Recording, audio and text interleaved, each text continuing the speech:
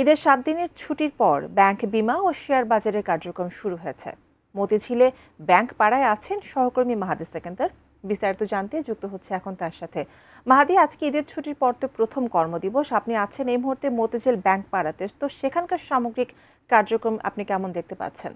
কেনাবেচার ক্ষেত্রে বিনিয়োগকারীদের যে উপস্থিতি থাকে সেটি তুলনামূলক কম, যেহেতু ছুটির আমেজ এখনো কাটেনি সেটি আছে। তবে অধিকাংশ শেয়ারের যে দাম সেটি আজ বেড়েছে। এখন পর্যন্ত 280 কোম্পানির শেয়ারের দাম কিন্তু বৃদ্ধি পেয়েছে এবং একই সাথে কমেছে 108টি এবং অপরিবর্তিত 87টি প্রতিষ্ঠানের। এবং এই সূচকের এখন পর্যন্ত পতন ঘটেনি। দিনের শুরু থেকে 10টা থেকে লেনদেন শুরু হয়েছে, সূচকের স্থানের মধ্যে দিয়ে লেনদেন চলছে। যেটি ইতিবাচক হিসেবে দেখছেন এখানকার বিনিয়োগকারীরা। ঈদের ছুটি শেষে ইতিবাচক লেনদেনে তাদের মুখে কিছুটা স্বস্তিও আছে এবং সবকিছু মিলিয়ে আসলে যেমনটি বলছিলাম, গত সংবাদে ব্যাংকিং যে কার্যক্রম সেটি শুরু হচ্ছে।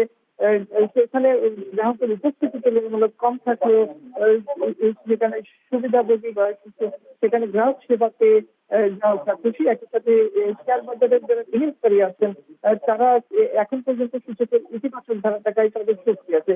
বীমা কার্যক্রম সেটিও চলছে, আর্থিক খাতের সাথে সংশ্লিষ্ট যে প্রতিষ্ঠানের কার্যক্রম চলছে এবং এখানে শেয়ার বাজারের যারা আছেন বিনিয়োগকারীরা তারা বলছিলেন যে ইতিবাচক ধারা আসলে তাদের স্বস্তি দেয়, কিন্তু তারপরে ইতিবাচক থেকে আবার কিছুটা পরে আবার শেয়ারের বড় ধরনের পতনও ঘটে সূচকের। তবে তারা আস্থা রাখতে চান ঈদের যে আনন্দ, সে আনন্দের পরবর্তীতে গ্রাহকরা খুশি। একই সাথে শেয়ার বাজারের যারা বিনিয়োগকারী আছেন তারা এখন পর্যন্ত সূচকের ইতিবাচক ধারা থাকায় তাদের স্বস্তি আছে। বীমা কার্যক্রম সেটিও চলছে, আর্থিক খাতের সাথে সংশ্লিষ্ট যে প্রতিষ্ঠানের কার্যক্রম চলছে এবং এখানে শেয়ার বাজারের যারা আছেন বিনিয়োগকারীরা তারা বলছিলেন যে ইতিবাচক ধারা আসলে তাদের স্বস্তি দেয়, কিন্তু তারপরেও ইতিবাচক থেকে আবার কিছুটা পরেই আবার শেয়ারের বড় ধরনের পতনও ঘটে সূচকের।